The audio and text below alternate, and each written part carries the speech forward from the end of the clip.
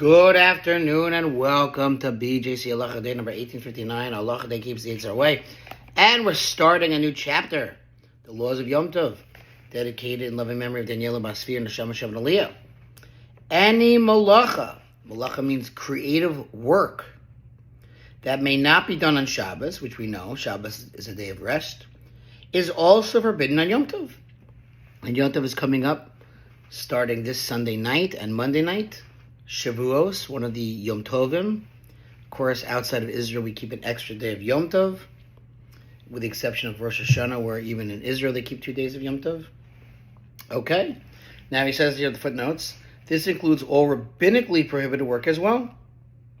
However, the penalty of death applies to the desecration of Shabbos, but not Yom Tov, right? Yom Tov, the penalty would be lashes. Again, this is if we had the Jewish courts, according to Torah law, and there were witnesses. If someone violated the law and committed a act of work on Shabbos Yom Tov, fine. And just as on Shabbos it is forbidden to have work done even by a non-Jew, so it is forbidden on Yom Tov.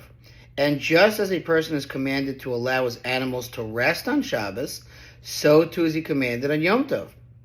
Yom Tov differs from Shabbos only with regard to the preparation of food.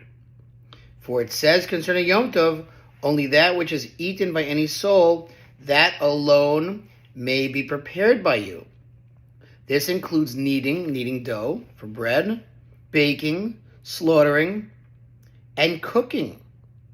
Carrying and lighting a fire are permitted on Yom Tov, even if not needed for preparing food, but for some other necessity. Now let's see the footnotes here to get clarity on that.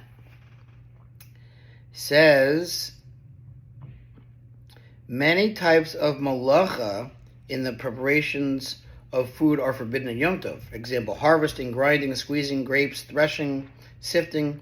The Shulchan Aruch rules that these types are prohibited rabbinically, while the Rishalmi, Rashba, and Rashal, Vilna Gaon and Taz rule that they're prohibited on a biblical level.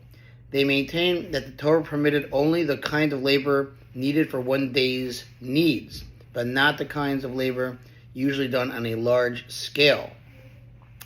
Now, regarding lighting a fire, you may only light a fire from an existing flame, but you are not allowed to produce a new fire.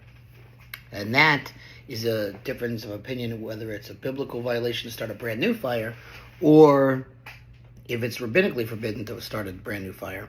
But the point is that when we say lighting a fire, we mean you can transfer from an existing flame, but you can't start a new fire. Fine.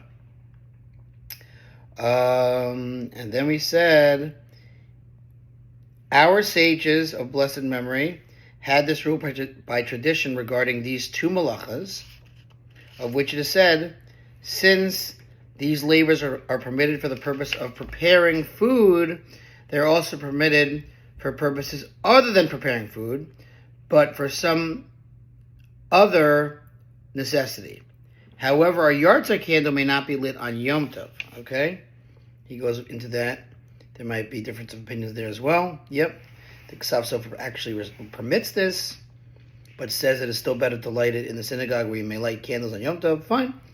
But the point is that when it comes to transferring fire, you can do it not just for cooking, and you can also carry not just for food, you can also carry books on Yom Tov. And you can, unfortunately, for those who smoke, I'm not recommending it at all, but those who smoke can transfer light to light. You see people smoke on Yom Tov sometimes. That's technically allowed. Okay. Thanks for listening to sponsor a future halacha, 36 100 the gold. Have a good Shabbos.